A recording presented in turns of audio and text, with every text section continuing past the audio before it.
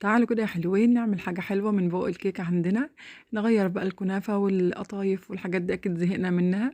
بفوق الكيك إن شاء الله هنعمل كبات جميلة جدا وبأطعم مختلفة.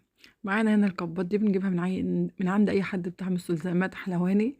هنضرب كوباية كريم شانتيه على كوباية مية ومعلقتين كريمة بستري ومعلقتين سكر، ونحط كده شوية من الكريمة في القاع بتاع الكب عشان يمسك الكيك معانا.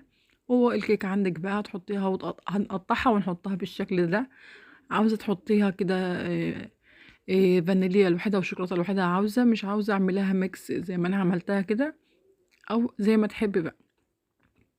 تمام.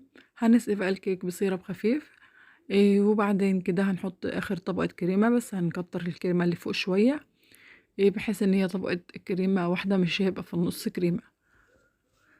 تمام كده. ونسوي بقى سطح الكيك بالمعلقة كده عشان نحط الصوصات والحاجات اللي علينا اللي عندنا على سطح الكريمة بالشكل ده كده. تمام تمام تمام. ظبطنا كده كل القوالب كل الكبات. ظبطنا كده كل الكبات بالشكل ده كده. وهنعمل الأطعمة بقى مختلفة، يعني ايه الموجود عندك حطيه. انا حطيت جولو فراولة، وحطيت النوتيلا مسيحة بمعلقتين زيت، وحطيت لوتس برضو مسيحة بمعلقتين زيت اللي هو بديل اللوتس، وحطيت برضو جناش شوكولاتة. واي صوص بقى موجود عندك حطيه، ولو ما فيش عندك الا حاجة واحدة بس منهم حطيها لكل الكبات، ما فيش مشكلة، ما فيش مشكلة خالص.